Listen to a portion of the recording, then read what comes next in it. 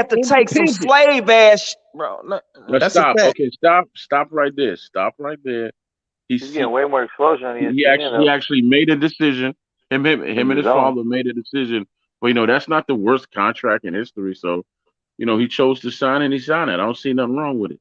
Come on, y'all. No, but the if thing but if about but it if is he you had demands I more don't see money, nothing wrong with it. That's a fight horrible falsehood, ass. be That's a selfish. horrible ass contract, though. Yeah, but I mean that all It's started just a with the It's gonna be contract. the whole. same type of contract Bud gonna have to take. Nah. that's Bud ain't gonna foul, have to man. take no That, contract like Bud PBC has don't no make they leverage. fighters take them kind of man. contracts. Bud not Look at never their finna history. take no Did contract Pacquiao have like a that. contract like that? No. Did anybody who came over and signed to the PBC, they were treated well? Canelo That's didn't what have I a was just gonna contract say. like that. Yeah, So what are you that's what I was talking talking about? about. They keep That's bringing up Because that he's money too thing. big. That's not real. Because he's They're too not gonna big. But if he disrespect stays Bud like that. I Because he's know independent, they're too not big gonna to sign a disrespect Bud contract like that, like bro. that. That's why. He's too damn big to sign a 60, contract. Yeah, and 40 ain't He don't. disrespecting and Bud. you don't think they 60, want to make 40 it a is nice not for no him? He's disrespect suing to his last Bud, bro. promoter, bro. He's 60, suing his last 40. promoter. When he come over here, we gonna take care of him, and that'll be a rub in their face too when you think about it, bro. So I That's know they're right. not gonna do that. That's right. That's right. He gonna get taken care of by the PBC. You heard what Man, they're gonna make Bob Canelo mad even as had hell. to admit. and if he Canelo wants to said that stay he was treated independent, he well won't. by the PBC. He If admitted he wants to that. stay independent, What he he won't. say? That's I'm gonna say Canelo. the Canelo's difference the top between Man, I Devin dog. know Al Haney and Haymon gonna Bud, rub that right? in Bob's face, man. The difference between Devin Haney and Bud, man, Devin Haney is what, 24, 25 years old. Say he gets locked into this contract because this is 3 fights, right? This was 3 fights. It's 2 Devin Camposo Haney's fights and a 22, Gaethje I fight. think. He's much younger than that. Is he 20? No, yeah, he is younger than Shakur. So he's what, 22, 23? Man, by the time he's 27, 28, this contract is gone. Yeah, and I he's think Devin still just in the turned prime of his 24, huh? career. Yeah, he a So I November don't baby. consider Yeah. it a Devin slave Haney's contract. 23. I don't consider it a slave contract You say because 23? So I yeah, thought he okay. had just So turned 24 at the last very year. least, by Now, the y'all time know he's such Okay, 27, yeah, thing they as saying 28, 20. slave. Yes, my bad, 23. he's still in his Yep. prime. He's still in his Yeah. prime by the time this contract is over with. Over these There's no next, such even if thing they as decide slave to stall him contract out either. for a while. I hate that term. I hate it. Yeah, I don't consider it a slave contract because he's No, because young no and he'll such thing still as Why be a do in you his slave hate prime. that term? contract. Wait. I want to hear this, Troy. What you mean there's no such thing, and why do you hate it? There's no such thing as a slave contract. The Barry slave, Hearn said they used to make the, fighters sign the slave slaves contracts. were What are you talking the about? slaves. The Barry slaves were never. Hearn The slaves said were that never they used to under make contract. fighters sign The slave contracts. slaves were never under contract. They were Yeah, he's saying it's property. an They were property. oxymoron. I know what you mean. It's an Okay? oxymoron. Yeah, it's not a Y'all need that's to not a stop slave repeating that contract. nonsense. I'll retract that statement because ain't no such thing as that because he didn't have to sign that shit. What? No, that's a colloquial term. We see y'all need to stop that and stop playing semantics right now. And that's what Troy's doing. When Barry Hearn said it, what did he mean? Yeah, my bad. Not like that, Don't brand give a play. I didn't damn mean it in that about way. I'm Barry just Hearns. saying. I don't give a damn about Barry Hearns. It's I'm a telling bull. It's a I'm bullshit telling you, ass it's no contract, such bro. thing. Yeah. Okay, You know what I'm That saying? shit leave is it at that. it's a horrible contract. Leave it at that. But it tears my soul up to his slave contract. That's why I took the There's word no such slave out. thing I as took a the slave word slave contract. out. Yeah, that's You why I either try do my what you're best not to told. say nigga as much as possible, Troy. Yeah, So I know what you that's meant when why you I said ain't that. say that's why I ain't try to say nigga or none of or none of that. Yeah, But I know what you mean. I ain't trying to like, be what you mean. boy ass contract. Listen to me. Listen to me. Listen to I me. don't Let me give a tell you fuck. what the It's a worst fuck contract. boy ass contract. Let me tell you what the worst contract was in boxing. It was Joe Louis. It was Joe Louis and the Cinderella Man. You know, his last name, was Braddock, right? He had the belt, and Joe wanted the belt. So, in order for Joe Louis to get the belt, he had to sign on there that this guy gets 10% of his profits for the life of his For the career, life which of his means even when this dude retired, he still got money from Joe Louis, but he's not boxing no more. Okay, He's that's a still got fuck a check boy in the mail. contract too. Okay, that's the worst contract. I didn't This say dude is sitting at none of home. Troy, This but I dude didn't is say sitting at home and he's retired and he's still okay. making money while he's working. I didn't say none about worse. They both are fuck boy contracts. One's just a contract. The No, other one fuck is that. No, it's one's a life. all right. Bro. One's a life No, it's contract. not, bro. One's Both a of them are contract for fuck boy life. contracts. Nah, one's a contract for life. Nah, that's A better contract, then the narrative would have been that he holding up the fight because of money. Like he wouldn't have won either way. Take the fight, win the belts, and then you the man calling the shot. Easy. Okay, you take these contracts because you choose to, because you have a purpose and a dream, and you win. That's the key right there. You win. Once you win, then you go ahead and build your legacy, and you ain't got nothing more to worry about. Is that what Bud? Is that why Bud's suing Bob Arum? I'm just asking. Why don't you do your research on the internet? No, I'm asking you because find out how to contact all these people, and then you can ask the proper people the proper questions. No, I think Bud sacrificed himself for the youngins, man. No, what I'm asking, Troy just made a point. And Shakur now. Troy just made a point by saying that if it doesn't matter about the contract, you just keep winning and you keep fighting and make a name for yourself, and then eventually, it just happens for you. And I was asking if that's the case, then it seems like Bud is suing Bob Arum for hindering his career. So, and Bud is an undefeated fighter, so that doesn't correlate, right? Could not tell you. With what Bud did, look at Top Rank. But you can find out that lawsuit though. Look at Top Rank ever since that lawsuit. Look what they've done for Keyshawn Davis, for Shakur Stevenson, Steven Nelson. Crawford is not easy to reach, but his manager is. Go online and find out. His people's contact, man. Have a conversation with them. Well, Troy, you the next best thing since you made that statement. And what I was trying to show is that's not necessarily true, because Bud has done all the winning and all the fighting you can do. Multiple weight division champion, has been one of the highest rated boxers in the sport. Anytime he's on free TV, eyeballs is on him. But he's suing his promoter for hindering his career, and he did all that winning. Hey, Brandon.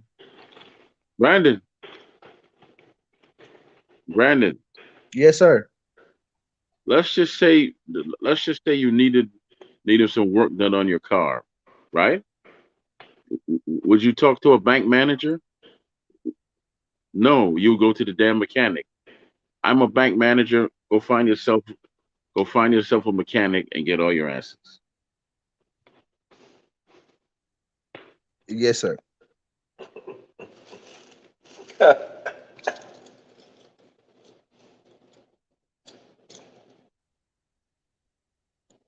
Hey, Rough and Rowdy next weekend. For anyone interested, just fire.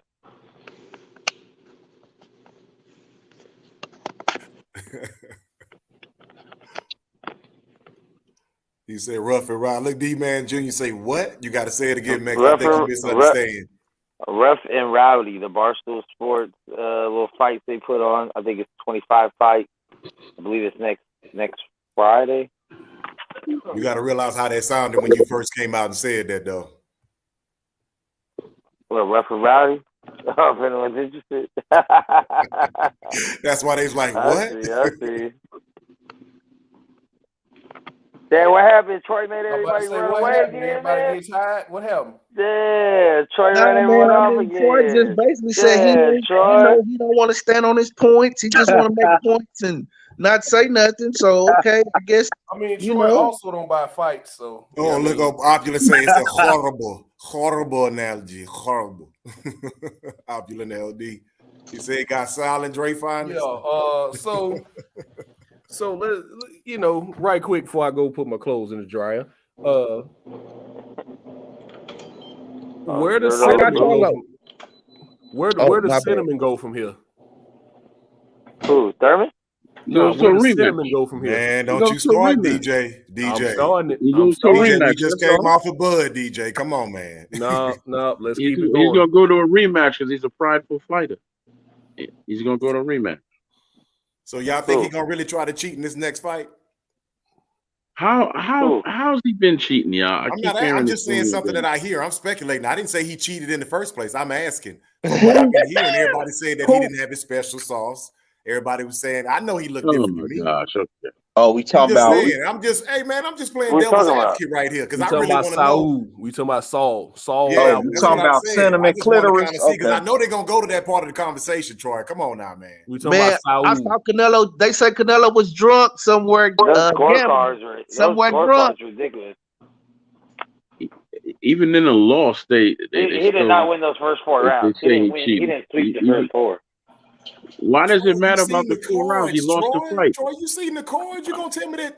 Come on now, you a 4 boxing rounds? man. Wait a To second. finally see it Y'all with your own complaining eyes, about 4 Troy, rounds? instead of just speculating, you saw the cards. I don't Yeah, he listen. didn't win those first 4. He lost He the didn't win those fight. first 4.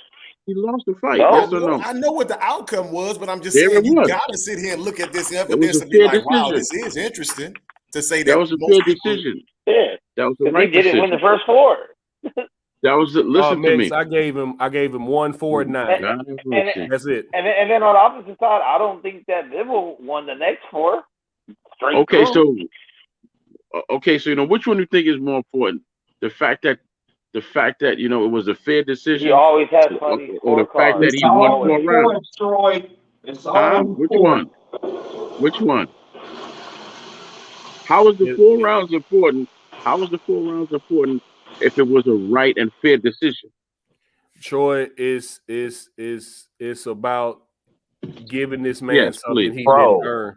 It's about giving this man something he didn't earn. I only gave him 3 rounds in that fight, and somebody gave him 2 extra rounds according to my scorecard. Somebody gave him 2 extra rounds. Come on, bro. So he earned the loss. He lost. He lost because they couldn't mess that up. They couldn't mess that up. And that's the honest bigger picture. Listen, but if he would have, you got people out here who don't watch boxing, Troy. You got the powers that be who will go back. They don't care Troy, about the 4. They don't care about the 4 rounds either. Let me finish, Troy. They don't care about you got the 4 people rounds. out here who won't watch the fight, who will look at their scorecards and like, oh man, it was a close fight. Maybe he should rematch him instead of actually going to watch the nonsense, fight. Man. People that like DJ saying they first watch the fight and seeing that fight was not close. They scored a fight and then be like, was I wrong? I promise so you, you tell if Saul Alvarez goes in there and fights Bivol again, he gets knocked out. Okay, so you're telling me that you have these so-called casuals now that are scoring the fight. If you're scoring fights, then you're not a casual no more, right? What you mean? Yeah, of course you could be a casual and score fights. They had fight parties. I have never scored a damn fight in my life. I just watched the fight. What do you mean? This is like I just enjoy boxing. Yeah, let me go put my phone. Acting like I'm saying something out of the way or something. Like we ain't like anyway, man. Yeah. I don't see the purpose in that, man. You know, when I you sit start down to learn who's winning by each round. You ain't got literally just bro. Why wouldn't you score a fight, bro? And if you I learned by watching. You know, that's why the good Lord gave me eyes and a mind. He won them. Maybe you think the rules are different. You know, also getting punched in the face is good for the first 4 rounds. Y'all put too much emphasis on stuff that's not important. I sit down. I want to watch 2 men. Scoring a fight is important, bro. Scoring a fight is important. When I sit down to watch a fight, I care about scoring a fight is important. Period. You tweet. Period. It's important to you. It has never, ever been important to me. Ever. Listen to me carefully. If somebody who just a fan who just watches Sports Center all day just goes and looks at the scores and say, oh, look, the 49ers only beat the Packers by 10, but didn't watch the game, they would think that was a close game, right? Instead of going to watch the game and realize that the Packers were never in that game. Sorry, Cam, to use that example. But if you really watch the fight, you will see that the shit wasn't ever close. So, yes, that matters. DJ? The whole chat that matters, bro. You got to watch these fights. A lot of these people ain't gonna watch these fights. They all said it, Troy. Look, Bill LeBay said, I ain't never watched the fight and score it. Troy, the people who will command this Saturday night. Troy, you're not listening, bro. What, man? The people who will argue for this rematch, y'all talking who will argue for this rematch will look at that scorecard and see that he only. Oh man, if he had just won one more round, it could have been a draw. If he'd won 2 more rounds, can y'all listen to me, y'all? The fight wasn't close, Troy. Don't nobody want to see that rematch. The fight wasn't close. Okay, well, he got blown out, man. I can tell you that he's going to be. I can tell you there's going to be a rematch. I can tell you that. Yeah, with Triple G. With Triple G, it's gonna be a rematch. He's gonna beat Triple G. It's gonna be a rematch because there's money to be made. But listen to me. There's money to be made everywhere, Troy. When there's a fans of boxing, he's not fighting. There's money to be made. He's not fighting Bivol again. He's not fighting Bivol again. There's money to be made if you fought David Benavidez. There's no reason. There's no reason. He's not fighting David Benavidez. Go on Oh now. my God! Listen to me. We're not stay on one topic. There's no reason There's no reason to watch no scorecards. You pay to watch the fight. I've never, ever had any interest in scoring no fight. I watch the fight, and I enjoy it, or sometimes I don't. Period. That's what I'm saying, Troy. I done read most of the chat agreeing that most people do, even in the past. I don't care what the chat if thinks. a person's winning or not. I don't care. Yeah, how would you know? How would you know that if you just watch a fight? I have eyes. How the hell do you know if it's so Troy, hold on. Because you have eyes. So Troy, if you just sit and watch the fight, how do you determine the winner? That's what I'm saying. How can you enjoy? You see, like your fight is doing well this round. He's not doing well that round. What do you mean? How do you determine the winner? It's common sense. You having a conversation about the fight right now, Troy? You sitting here saying scorecards don't matter, but if I'm sitting here watching this man get his ass beat and they get the other guy around, then how can you say that he's winning the fight? You can watch a fight without scoring, and common sense would say you won the fight or not. All I know is this. All I know is this: is Saturday night, Sunday morning, boxing did the right thing, and Alvarez lost, and that's the bigger picture, and that's what's important. If they would have gave him that fight, it would have ruined that night. If it was a draw, they wanted to. They wanted to. And yes, and all your scorecard watching wouldn't have stopped it. They wanted. Come on, bro. Come on. As fans, boxing did us right on Saturday night. No, they did. You don't do that, Troy. They did. No, they did not. No, they didn't. You giving them a pass. You giving them a pass for being on fuck shit. No, they didn't do good by shit. You giving them a pass. They was on fuck shit. They wanted to get him the fight. Who was supposed to win that fight, bro? Fuck Canelo. Who was supposed to win that fight? 7-5, bro. He watched him, bro. He watched him. Who was supposed to win the fight then? Who was supposed to win the fight? I'm not finna tell you who's supposed to win. You know what I mean. You coming here being who was supposed to win the fight? Troy, I'm not finna talk. I'm not finna go back and forth with you, man. Go on, talk because to you can't. Because you can't make sense of what you're saying. I can make sense of what I'm saying. What you saying don't make no damn sense. Because he won the fight. Put a period at the end of your sentence. Make it put a period at the end of your sentence, please. No, I'm not gonna put no period on the end of shit. Because they didn't get that shit right at all. It wasn't a 7-5 fight. He watched him. It wasn't 7-5. The right man won the fight. Yes or no? Man, that's true, but it don't. But you missing a end of discussion. All right, bro. You missing a. I'm not finna. You missing a fucking point, bro. Period. You missing a point. You just want to give everybody a pass on bullshit. They didn't. He watched him. Made. The right man won the fight. There's no. That's other true. That is true, and they still wanted to give. What are you talking about? What are you talking about? Is that aren't you measured by your work that you put into something? So you should be compensated for that. He wasn't compensated for that. They gave him a low contract. He signed the contract. He got paid what was on the contract. I'm not talking about money now. I'm talking about the actual action that went on. Because if I'm going to work on my punches, my defense, my foot movement, all of that is to make me a great fighter. So in this fight, I dominated this man. Exactly I dominated him with my skills. I saw something, a comment earlier. I wish I can get a brother his credit. He said he didn't get beat by a bigger fighter. He got beat by a better fighter. Yes, he did. That means that I outpointed you. So you can't say you can't. But I agree. Troy, let me finish. Troy, I just need to finish. You can't tell me how much my points are worth. My points are, if I hit you, I get points for it. If I can make this fight look whatever, if I'm dominating the fight, that's what the point scale is for. So why not give me all my points? Okay, you still let me win, and you hear me the word "let," but why did you not give me everything that I shown in the fight? That's the question that this man is going to be asking. Because I clearly dominated this man.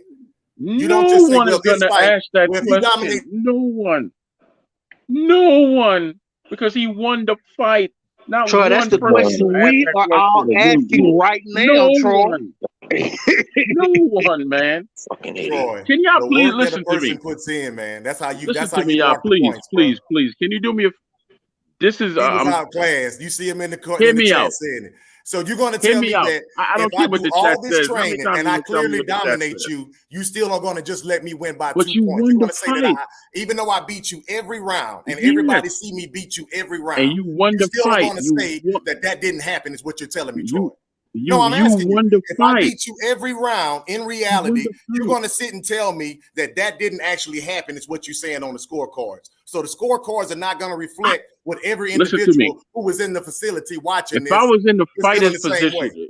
And I'm just saying, if I was in Canelo, if I was in you're going to Canelo's go position, on how you feel instead of what's actually happening. So in reality, I'm going to show you that I'm going to punch you in your face 100 times, but when you do the card, you're going to just say it was 25 times. But you still won, though. Okay, that's all I want to say. I'm going to go back on mute, man. You are making something huge out of nothing. The right man won, and that's the absolute right thing. He barely won, though, Troy. He barely won, though. He barely won by 8 rounds. Yeah, we know he trolling, y'all. That's why I'm messing with He won by 8 rounds, bro. It was 7-5. He barely won. He washed his ass. It was 7-5. I don't care if it was. I don't care. Yeah, you don't care, bro. I don't care if it was 11, 12. Problem with boxing, bro. You don't fucking care. There is no problem with boxing except for y'all. Because you all are nitpicking. You have the right fighter who won the fight. You have the absolute right fighter who won the fight, and you still complaining that the right fighter won the fight. Did it again. I always said that you're gonna have people that come through. Listen to me. Friday night. Friday night. No, let me finish. Okay, go for it. Hey man, Friday night. Why y'all Friday night, right? When you don't like what you hear. Friday night. I was trying to explain something. Why y'all talking to him? Y'all know what he's doing. Friday night. Over me again, y'all know exactly what he's doing. Y'all should ignore that's him, why man. I said. So I just wanted to make sure I made my what point. What am I doing? Because you are. Like I told you when I first met listen you, Troy, to me. Just listen you know what to we me. are, bro. Listen so to you me. Can say what you want. It's entertaining. I know what y'all are too. If I'm going to get my entertainment, let me get my entertainment, and I'll be quiet, Troy. Troy, I understand what it is with you, Troy. Even though the right fighter won the fight, the absolute right fighter won the fight, Troy, because Alvarez lost the fight. Rightfully so. Talking, you're still complaining about that because I'm gifted in this, Troy. Troy, you can keep trying, but like I was trying to explain to you, and I would of course stop. Like I said, I would stop, but you don't want to stop, Troy. So I said that what I was saying about a real condescending damn voice. Troy, I know I do because you always come on here and you insult people's intelligence, and I always try to get along with you. In Troy. what way am I? I simply said that the right man won the fight. Am I right or wrong? Am I right or wrong? You told me was this it the right man who won the fight? We're just on here to entertain ourselves. Was it the right man who won the fight? That's what you told me in the past. Are you going to live by your word, or are you going to act like you seem like you're upset right now, Troy? Because I'm not stop speaking, Troy. Was it the right man who won the fight? Troy, anybody on the panel? Anybody on the panel could tell me that the wrong man won the fight? Whenever you feel like you're uncomfortable, Troy, you attempt to try to speak people, but it won't happen, Troy. And then we reduce ourselves, Troy, and then it devolves into this, Troy, and we embarrass ourselves, Troy. Come on, I'm not embarrassed on anything. All I know is the right man won the fight. All right, then. Right man won the fight. You should be embarrassed.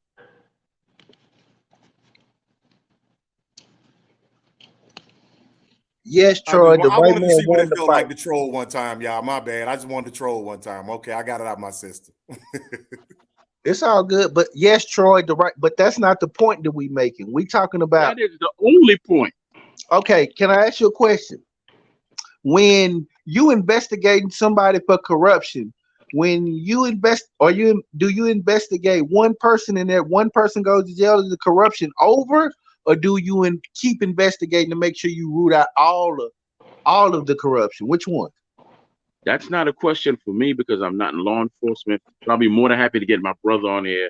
He's a detective, and he can answer your question. Great deflection, Troy. I'm enjoying your deflections when you don't want to answer a question. Hey, to make sure everybody know this is In Shape Street Fight. I know y'all probably think I'm Centos or y'all think I'm somebody else. I don't want you to think that with my voice is somebody else. I want to make sure I take, credit for my nonsense tonight. Because a few times they call me you Centos and they call me somebody else. But nah, I want to make sure that when y'all come back on there, y'all don't be like Centos was tripping. It was me, man. It's In Shape Street Fighter. That's all I want to say. My bad. Nah, we're just talking about the corruption in boxing, Troy, and how even though a man could be dominating, he's still down in the scorecards, and he had to do damn near everything he could to win that fight. And it shouldn't be like that. Watching the scorecards versus the fight that we saw, and it points to the corruption in boxing that we see, and that's what we discussing when it comes to the scorecards versus the match that we saw. and the known corruption in boxing that we've seen that's been associated with Canelo before. Because this is not the first time this type of thing has happened in favor of Canelo, i.e., Floyd Mayweather, C.J. Ross. How was the loss in his favor? I think you're missing the point, Troy. No. You just said in favor of Canelo. How was the loss in his favor? No, what I'm saying is we've seen scorecards when it comes to Canelo Alvarez. I'm talking about the scorecards.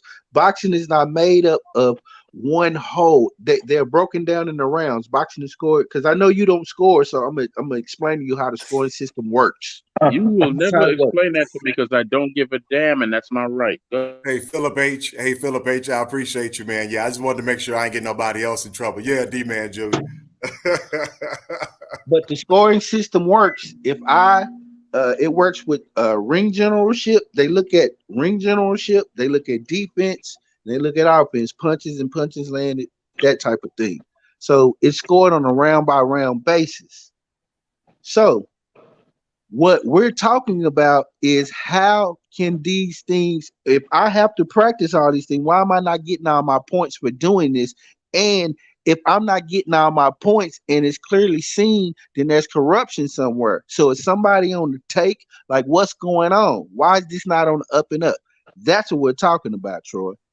That's what I said earlier, Philip H. He said that don't you expect to be paid exact money for your work week? And like I said before, the sweat off your head, baby, you should get your bread. You know what I'm saying? Like, yeah, so for whatever you put in is what I was saying. You can't tell me I only get 20% of the points because y'all like Canelo. He gonna get 100% for what he do. But I remember the scorecards for Floyd Canelo. They were crazy, but I also remember the bigger picture.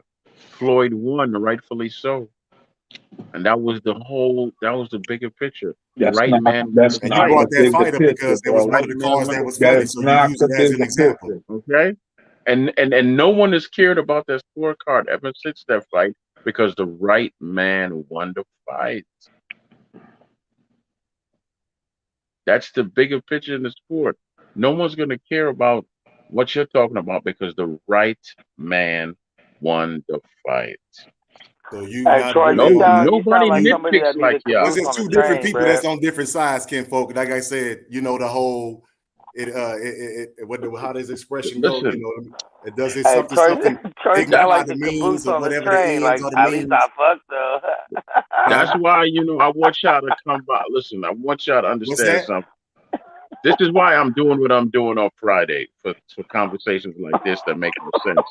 I got an all-star panel with former champions and coaches and Hall of Famers coming on the Troy Graham Experience. Y'all want to come over at 8:00 and ask them the same questions you asking me, and you're gonna get the same answers I just gave you.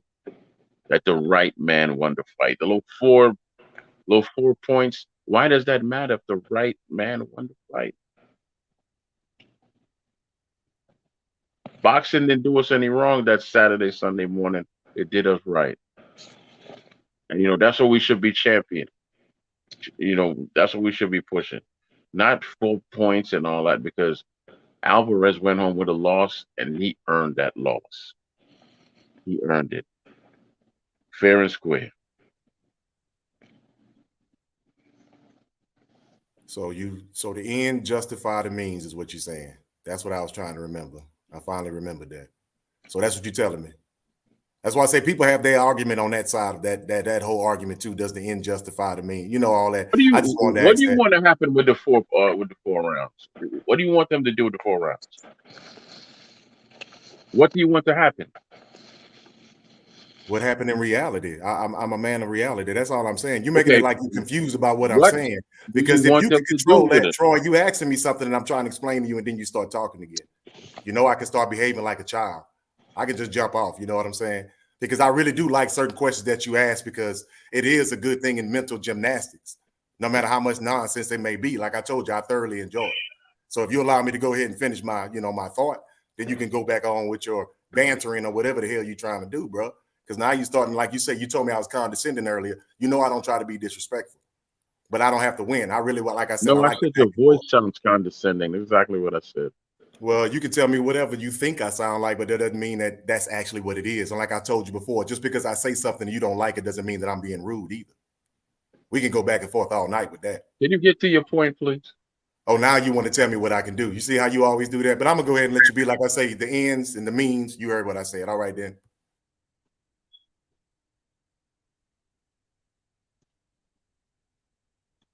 What was your point?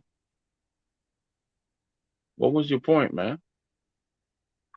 Because how are you gonna ask somebody what their point was? Yeah, Troy, you never got no goddamn point. Like, bro, what's your? Okay, you want to know what my point is? It's gonna stay the same. The right man won. Yeah, and with that being said, you missing the point. And which is what? I'm not about to explain this. Oh, he almost got you. He almost got you again. Shit, I'm not about to explain that. He's shit. a professional. What? What am I missing? What am I missing? Hey, tell me how I'm trolling, hit the Mac. like button. Tell me how I'm trolling, Mac, please. How am I trolling? Octane, I've been said it. If I'm simply saying that the right man won the fight. That's a simple point. And it's a truth. And it's a truth that you can't dispute. That the right man won the fight. So what is your point now? Nobody has ever argued against the right man winning the fight. So for you to bring that up means nothing to nobody.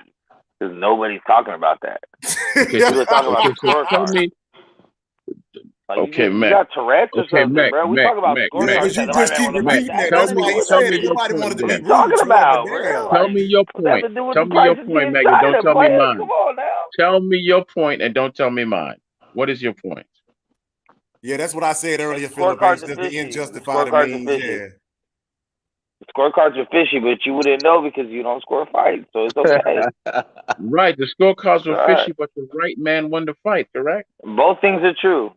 Yeah, both things are right. So what is the discussion about the scorecards if the right corruption in boxing? They already said two things can be right and fucking corruption in boxing, bro. It's that's simple. Shit, corruption in boxing, bro. Because he feel like if he just keep refuting that's like some stance in a disagreement. You're not what was corrupt on Saturday night? You just keep repeating your point. What was corrupt on Saturday night? And you asking us our point. It's like, dude, you're redundant, man. You got three fucking you got three fucking identical scorecards. Where they do that at? They're that's not. That's fucked up. They were exactly the same wrong. That's fucked up for boxing, bro. You what you don't see about? Yeah, the man won the fight, bro. Yeah, but they was come text on, messaging bro. each other. Tell them, Terrell, they was text messaging each other. Come on, bro. The motherfuckers had that shit already scored 4 rounds up for Cinnamon's clitoris, bro. I don't get what you don't see. I saw the right man lose. Man, bro, stop saying we know, bro. I'm off it, bro. I'm off it. Fuck it. I'm off it, bro. Yeah, I don't need to see nothing else. Shit, I'm off it, bro. Cause I don't understand. Like like I say, bro. For me, I just got into boxing like 2 years ago, bro. They make it hard as fuck to love boxing, bro. Period. The way boxing work, bro. They make it hard to love this shit. They who? Because it's on you. Man, whoever the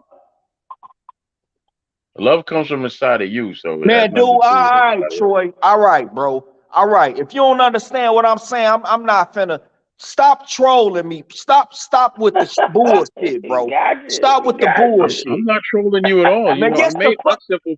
Right. I made my point, and everybody agreed with you. I'm just simply waiting for y'all to make your point.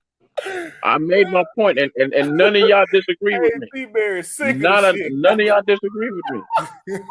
No, bro, because I just got like for real though. I just got into the sport, and the sport is fucked up, bro. It's completely fucked up. Well, let me tell you something. The right man won the fight. Yeah, the right man won the fight, but he damn near didn't though. Too late now. It's 37 though. Yeah, but he did though. Man, I don't give a fuck if he did. It's 7-5. That's bullshit. He got his ass beat. DJ, when we he got his ass whooped. You see, everybody saw that. I mean, to me, I didn't see the ass whooping, but I did see him get schooled a lot in there. That dude has a beautiful jab. He had a beautiful jab, and he fires off very good combinations. He got schooled in there, but and like I said, he earned that loss. So I'm glad that boxing did us right as fans. Everything else is not important boxing to did me. not do us right, Troy. You're fucking trolling everybody. All I know is the right man won the Man, fight. all right. That's what's important. That's what's important to the fans. Champion Hart. Champion Hart say love comes from inside. I heard that earlier too. You say love comes from inside of you. Champion Hart. You caught that, Champion Hart? Yeah, I don't know whose love comes inside of who. I don't know about none of that. And of course, what the young people said, he should have paused after that. Of course, y'all gonna be petty and pick that apart because I said love comes from inside of you. We were being funny, Troy. You always act like you. Come on, Troy, man. Such a victim, Troy. You such a victim. Come on now. Oh, he left. Troy left. He left for real? Oh no! Come on, bro. Oh, come on, man. We wasn't. I'm for real too. Nobody. Oh, damn. It's not a real conversation. Oh, there he is. Yeah, Troy. Troy, you know what's going on. Because if the sport did you the right way, why are you still complaining? Because I want all that's owed to me. What is owed to you? You got your victory. Oh my God! You got your victory, baby. You went home a champion still, and you beat the top dog in the sport. What is owed to you? Hello. You were handled right. You won the fight. You got your belt still, and you beat the top dog now. And you're gonna get a rematch, and you're gonna make Michael James. Our bad, man. It's something that we know. And you're gonna make more money in the rematch. Man. Well, hit the like button, Michael James 616. Hit the like button. Is he gonna make more money in the rematch? Yes, he is. And Champion Hart, sometimes we just go. Well, I need some entertainment tonight. That's why I was like, I'm on here, Champion Hart, for some nonsense. Being with the normally I don't be with it, but I'm with the nonsense tonight. Yeah.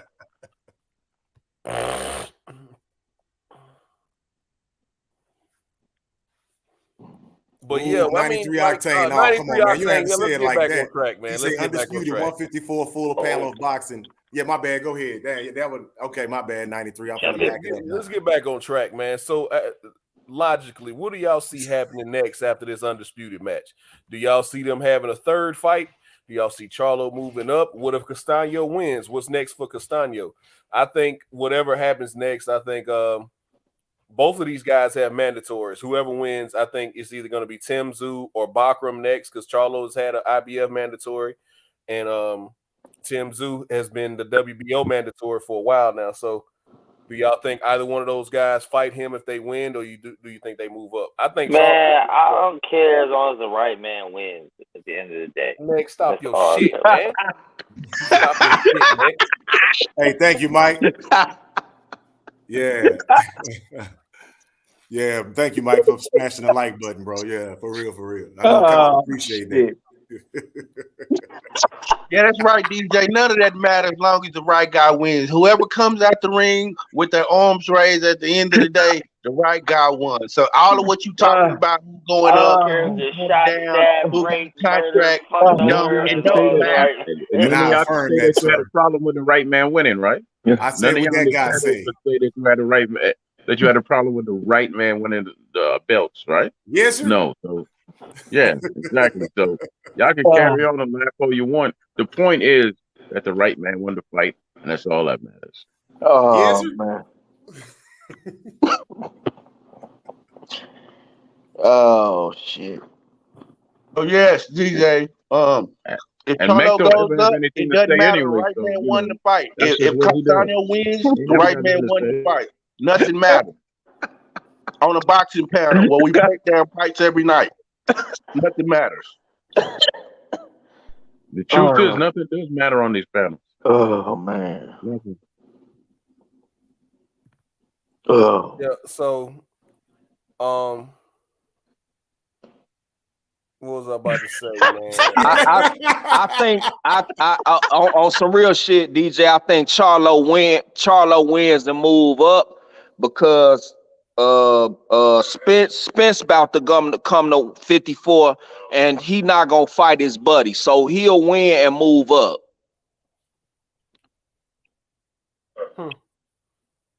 And there's no DJ. You said you were wondering if they were rematched, so nobody heard. No, I don't think so. I don't think no third fight happened. I think Charlo wins undisputed and move up, and then Spence about to take over 154. Yeah, because there's nothing in the contract either, Hunter. That's why I was saying like they ain't. Oh yeah, I don't know about that part. I don't know.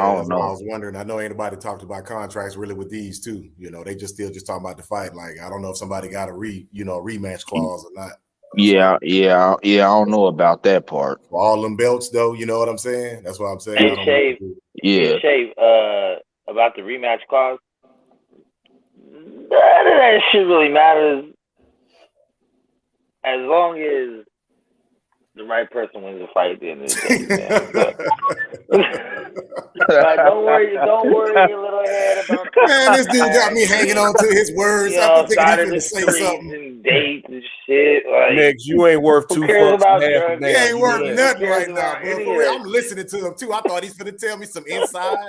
Next ain't worth $2 half a damn, man. I'm really thinking he's gonna say some inside from the West Coast. Don't worry about domestic violence cases, drug cheats, PD. Don't worry about none of that shit. It doesn't matter. Who we talking about? Kovalev? Yeah, anyone. As long as the right guy wants to fight. Who gives a fuck if do about a knife in the ring and stab him 3 times? That don't matter. It's a DQ win. The guy won. So what? He got stabbed 5 times. He say Mex ain't worth a quarter pound of nothing. That's what Philip said. Mex ain't shit, boy. And I mean, I ain't even lying. I'm gonna tell him the truth. I was like, okay, he finna tell me something. And then he say that, man. Damn. Who cares that somewhere about a steel chariot and smack you in the head? He still got the dub. No, he said he get the DQ for being stabbed. Okay. As he got the DQ, he still won. So what we complaining about? He on that high power right now. He on that exotic, huh, boy? Like, yeah. Hey, Troy said, nothing on this panel matters, and then left. I said, damn. I'm on them Troy grams. You feel me? Hey, man. Look, hey. And you know what's in my head? I ain't gonna even lie. I kept hearing it. That's why I was laughing. He say, nothing really matters to me. Like, I started hearing that in my head on loop. I'm like, man, Troy be tripping, bro. Yeah, bro. Come on, bro. Hey, what y'all missing out on is the fact that y'all know that man set up eat pickles all night, man. I wouldn't even get him the satisfaction sometimes, man. I didn't feel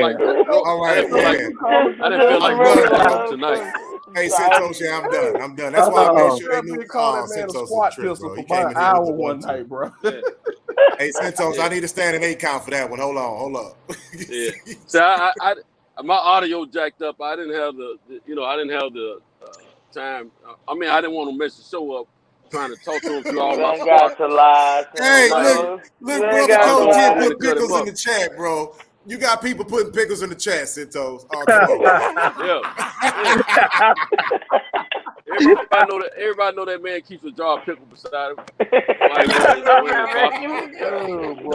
Hey, let me tell you something, man. Every night when Troy come out on these panels, various panels, he's sitting there in his boxes with his one hand in his crotch, rubbing on, juggling his balls in one hand, and eating pickles with the other hand.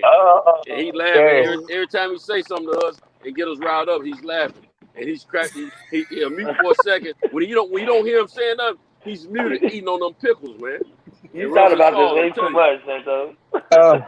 Yeah.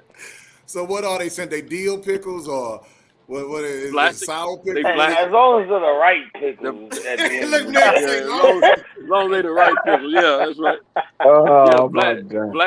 For him, Vlasic are the right pickles. He like the crunchy sound. You know, he like that crunchy sound of this. Okay, man, my side. Hold on. Oh, this boy say he like the crunchy sound. Yeah. Oh man, they still saying that love come inside you. I see y'all in the chat. Hey, Rob G Film said, "Coach, he like a coach." Oh, they kosher? Yeah, you got to be right. You got to be right with God when you eat the pickles. You right? Yeah. Y'all ain't worth He probably, oh man, this dude say y'all ain't damn. You know them like big, I was, you know them what's big. that? Oh man, You know them big gallon. The big gallon size pickle jars, the big ones. He goes through about 4 of them a week, man. I'm telling you. He say like pack of cigarettes. Oh man, yeah. He pickles like a pack of cigarettes. See, the other thing y'all don't realize, Troy gets a check for his mental. You know, he got mental issues, man. He get a check for that. Oh man. He be playing around, you know. God. I just know Troy got sense on the low key. He intellectual, but he just nonsense. He's a fucking troll. He's trolling, bro. He just straight He's nonsense. trolling. A lot of people that get those mental head case checks are very intelligent. A lot of them are. He say he eat pickles while he that man trolling, eating sour dildo pickles. Dildo. Yeah. Look, brother Cole 10 say he eat the carnival size with peppermints in the middle. That's some Chicago shit. So with peppermints in the black middle. folks in there too. I don't eat none of that shit. So I know they used to eat peppermints and pickles and pepper. I don't know nothing about none of that shit. Yeah, he be laying on his stomach with his feet in his head in the air, man. Yeah, AD Man Jr. for real. And they say you're supposed to break your banana when you eat it. Don't eat that pickle and that banana. Don't do that. Like D-Man said, you shit. This man eat bananas and pickles and all type. Oh my God. Shit, bro. Ugh, damn. You know that cat. Supposed to break your banana, even though I don't eat bananas. Supposed to break your banana and bite your popsicle. Hey, that's why I say I appreciate y'all tonight, bro. I needed this. Oh man, you gotta break that banana. Don't do that, man. Man. And I don't know, bro. I guess you gotta eat pops. You gotta eat all that shit in the comfort of your own home, and nobody watching you eating that shit because it all looks suspect, bro. Hey, like Superbad said, no dick shaped foods, man. Right? Exactly, bro. Exactly. It's all suspect, bro. You gotta eat that shit by yourself in the comfort of, bro, because it's all suspect, bro. You gotta pause all that shit, bro. Hey, look. Lollipops, freeze, all that shit, bro. Ain't ate a chili dog in front of nobody since '84. Bro, yeah, bro. You can't eat none of that shit in front of nobody, bro. Motherfucker can't even have a good Maxwell Jewett Post, bro. Nah, bro. Nah. Man. You gotta chop that shit up, man. Hey, look, Rob G just said it right when you said it, Max. You gotta chop it up, baby. Yeah, you gotta cut that up. Yeah, you gotta chop. Yeah, chop that up like baby food, bro. Right. Say, boy, first time my uncle said that, boy. Hey, tonight's one of them nights, man. We with the boys over here. You feel me? Man, my bad, man. I came up with this nonsense. Y'all just, man, that boy say, as long as it's the right pickle.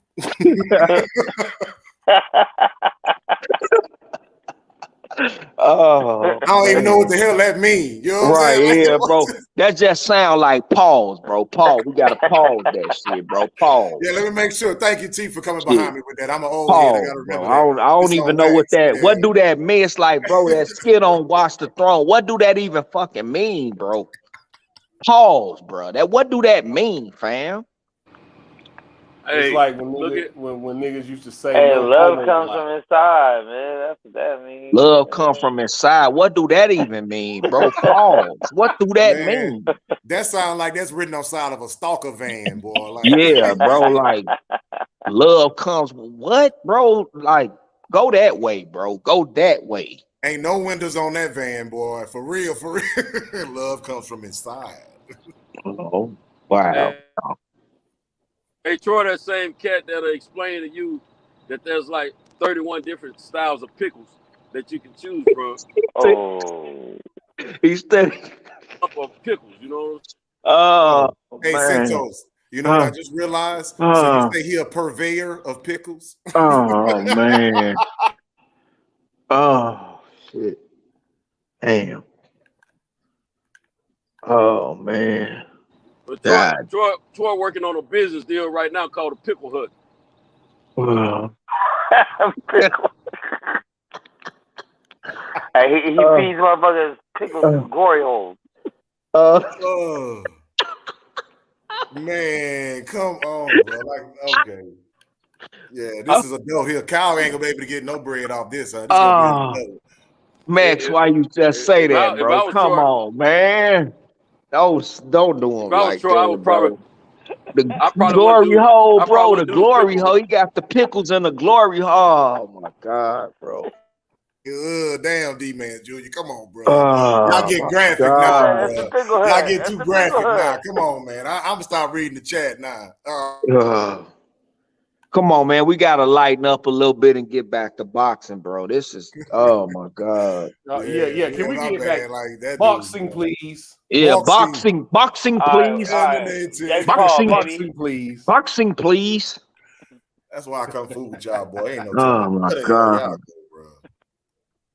Shit. As long as it's the right. Oh man. God damn, I'm crying real tears. Oh my God. That's why I said I needed this. This is top of the league. Come on, Dre's finest, man. This is the best part about being men, man. This is shit right here. Heinz 57. Women can't do this. Brother Cole, just keep killing me with them pickle emojis, bro. Oh man. Now every time I talk to Troy, I'm gonna be thinking about that. That's exactly, bro. Exactly, so childish, bro. Exactly. Man, oh man. Boxing, y'all, please. when Cento set up here and called that man a squat both right there. 30 minutes, bro. Yeah, bro. It's going forward. It's gonna be hard not to, bro. Pickles, bro. Every time Troy Graham prop up, bro. Come on, bro. Come on, bro. You over there eating pickles, bro. Come on, bro. It don't matter if you eat pickles, long as the right man wins. As long as the right man win the fight, it don't matter. All right. We done had our fun with that. But on the boogeyman boots this weekend. Yes, sir. Yes, sir. I think personally, in my opinion, I think Boots should definitely get that Keith Thurman fight next if he wins. Well, when he wins this Saturday. I don't see it going past 6 rounds. So he ain't got nothing for who y'all got in that fight? Yeah, that's what I've been saying. I watched the old boy last fight. What's his name? Cordis? Damn, how you say that? Shit. Boots all night long, bro. Yeah, but I was Shit, like, I wonder if he got anything bro. Damn, I forgot the boy name. Now I done joked so much, I done forgot all the stuff I had down. I ain't even looked up the card yet. Yeah, because the dude he fighting, I watched his last fight just the other night. Damn, it's like I said, I know his name starts with a C. It's kind of sad that I'm trying to get in the fight. I hadn't seen him fight, but it don't matter. Yeah, Brother Cole said he need to fight Thurman for sure. It says it's looking that way. His name Krusty Clay. Man, Hell, Thurman ain't probably gonna fight him. Hell, when the last time we heard something from Thurman? Yeah. He just fought in February. Man, but I said when the last time we heard something, he should be stalking these dudes. Yeah, man. When I was talking to L-Dub, about these situations, man. I was talking a couple weeks ago about this particular situation, and PBC is behind the scenes. They really want to push that Bud Thurman fight, man. From what I gather from L-Dub. That's some bullshit. That's why this fight ain't gonna happen. To push Keith Thurman and Bud, bro. Why would they want to? Hey, look. Me, Calio, and Champion Hart when we were in Dallas, Texas, that's for the Spence fight. We were hanging out with one of the homies that's kind of connected to the inside of Spence, and he told us not to say anything about who the connection is or whatever. Who he's talked to, but he said, "Trust me, the fight is happening." He said the fight is definitely happening. Believe it. He said it's above all that. So I believe what the man was telling me. I don't think he was lying to us. And he didn't have no reason to even volunteer that information to us. But that fight is definitely going to happen. They're going to work everything out behind the scenes and not export all that information out to the airways, because they don't want pickles and all that stuff involved with the conversation.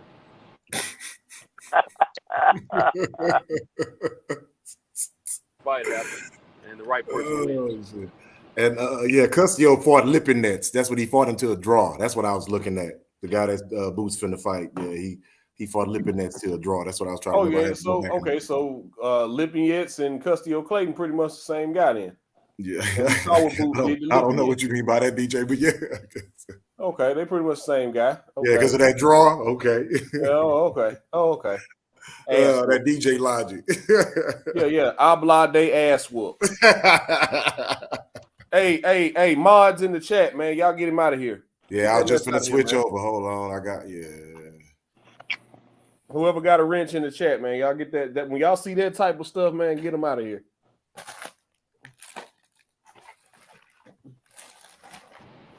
Hey, they kind of took a break for a while because I ain't seen that stuff tonight. I ain't seen that stuff in a minute, man. That bull crap. Yeah. I guess they circled back around to us, Sento. Hey, they heard that conversation tonight. They came through. Yeah, they think about them pickles, ain't they? Yeah. They think them pickles real. As soon as the pickles pickle came emojis, man. It's all about adult dating site brought to you by Centos and Pickles Incorporated. That boy say about the pickles, bro. Yeah. Hey, from now on, I ain't gonna talk about pickles until he show up and start talking crazy. I'm just gonna remind everybody about the pickles. I'm not gonna say nothing to him. I'm just gonna say pickles. But you know what I think about when you say it? That little Vlasic bird with his hat that be talking to you. Right. The little bird. Him crunching on it. Nothing crunches like a Vlasic pickle. That's why I laughed when you said he liked the crunchy ones. I was like, that's exactly what I thought about that bird. Oh man. Hey, I got a little announcement. By the grace of God, I got my house back. I slept in my house for the first time in over 2 months last night, and let me tell you, man, it was some of the best sleep I ever had. The only thing I'm upset about, my wife, they left my house in shambles, man. I got a lot of work to do to get it back in order, but I'm grateful to be back. She'll be out of my life in a couple of months, legally. She's out of my life now, if you get me, but legally she'll be out of my life by mid-July. She's mad because of how quick I moved on everything. But one thing I don't play around. You're not going to play with my heart. She played with it for 21 years, but she ain't playing with it any additional amount of time, you dig? Right. Thank you. The new ones are lining up already. I got a long line, it's like Chick-fil-A, man. Everybody's getting in line, and they're trying to get their order in, man. I'm trying to be good as I can and keep them at bay, you understand me? But I can only fight them off for so long, you know what I'm saying? But hey, business is good. Let's just say that business is real good. I'm smiling. I can't wait to I have some stories for y'all this summer. I promise you that. Ding-a-ling stories, you know what I'm saying? Now let me say that better than that. Pause. Now I gotta say pause on that. We're gonna have some chronicles. You know what I'm saying? Oh man! I changed it up. I changed it up, DJ. I slipped up for a second, but I changed it up. Hey, be tripping me, it's boy. gonna be all. Hey, you say certain word.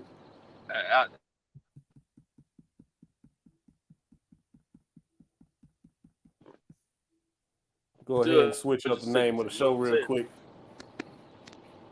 Yeah, it's gonna. Hey, we're gonna have that nightly in just a few months. I promise you. I'm gonna have. Hey, look here. I told all of them I'm not committing to anyone. Free agency. I'm like Bud out in this joint. Hey, it's all free agency. Man, look here. It's gonna be on and popping for real. I can't wait. But that ain't the biggest thing I can't wait for, you know. My biggest thing is, man, just getting.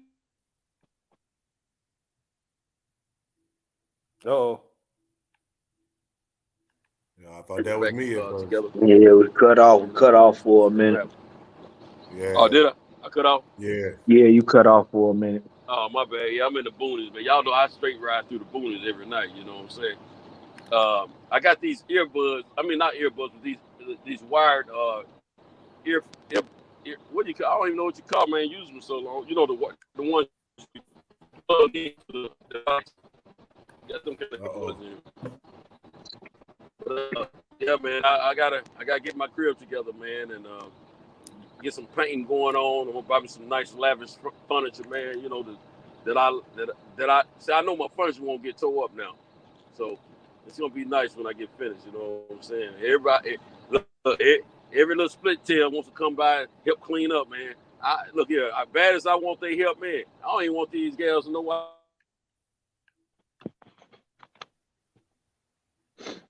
Yeah, Dre Finders about to dip off too. Yeah, he said he about to get out of here. I'm gonna get out of here too, y'all. Man, I appreciate this for real, bro. Like, man, y'all boys, baby. Man. Yeah, this has been a fun show, man. This has been a fun show. Yeah, y'all just damn, bro. Like, I really do appreciate that. Like, I'm gone, y'all, man. All right, then, everybody.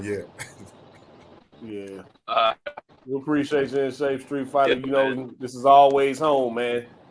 Anytime you want to come get that good boxing talk, you just come on through. Cam, you still with us or you done went to sleep? Yeah, I'm still on here, dog. So, yeah, Cam, what's going on with you, Stentos? You got it, my brother. You got it. Where'd Max go? Max dipped out too? Who still got it? Yeah, T-Berry still here? Yeah. Yeah, I'm still here. Shit. Yeah, I had to step in before I let Troy run everybody off, man. I heard y'all talking earlier. So, Thug Rose lost her belt. Yeah, man, she lost last Saturday, but the fight was so hard to score, man, because nothing, like literally nothing happened the first 3 rounds. Like, I think they landed a total. Cam, help me out. I think it was a total of 30 strikes together within the first 3 rounds. Yeah, I turned that fight off. So man. Was it boring or was it just strategic? It was just. It not only was it. It's one thing to be boring, but it's technical. You know what I'm saying? We see the technique. Yeah, it's not a firefight, right? Nobody was throwing shit, Senso. But nobody was throwing anything, man. Carla had a couple leg kicks that she landed, but they were just like touching leg kicks. She wasn't really turning the hip over trying to hurt her. I mean, it was a hard fight to score. She was being precautious with her kicks then. I mean, it wasn't even necessarily that she was being cautious. It just seemed like nobody wanted to engage for real. It was one of them weird fights where nobody was engaging each other. So, man, it. And you know how I feel. I mean, a lot of people saying Rose got robbed. It's like, no, Rose didn't get robbed in that fight. But at the same time, I don't think Carla did enough to win it. Sure. Put me on the field and check.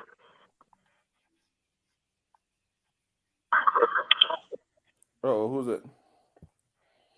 But yeah, man. So I don't think there'll be a rematch because the division has to keep moving forward.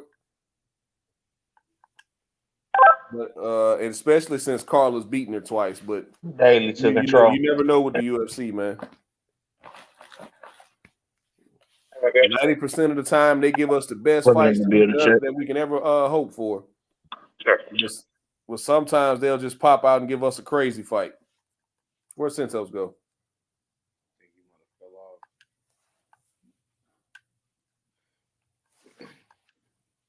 Yeah, I feel you on that.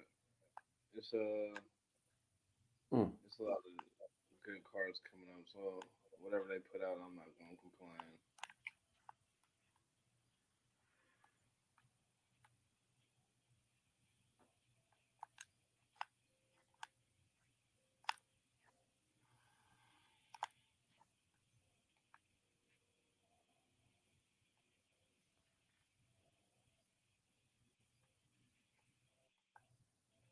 Oh, he need to link. All right, DJ. man. I appreciate y'all coming through, man. I love talking this fight talk with y'all. We had a good time. We roasted Troy. Troy gave it back tenfold. Had a full panel at some point tonight, man. You know, it's been a long time since we've had a full panel like that and everybody able to get their points off and argue what they need to argue, man. Anytime you want to come get that good talk, you know, you come here and we'll oblige, man. We'll oblige. But y'all all know it's home. Brother Code 10, In Shape Street Fighter. Thank y'all for coming through. Dre's Finest. We had Jay Dixon come through tonight. Opulent, D-Man Jr., Champion Hart snuck through. He ain't joined the panel, though. I feel away. Had my guy Cam come through. Yeah, man. Rob G Film, 93 Octane, Philip H. Nardy Cash. Appreciate y'all all coming through. We're going to go ahead and shut it down tonight. Peace and love to everybody. I hope everybody has a safe and productive day tomorrow. I got to go on a field trip with my daughter, so that should be fun. You know, everybody have a good night, man. We're going to go ahead and call it a night tonight. And, yeah, man, good. Everybody stay tuned to all the fights this weekend. We'll be back live Monday night in the boxing section, man. Or probably tomorrow. No, tomorrow. I think Kyle will be back on tomorrow to have the car show. But yeah, man, y'all just have a good night and everybody protect yourself and have a good day. At the roots, he let the beats build, bitch, and we never switch.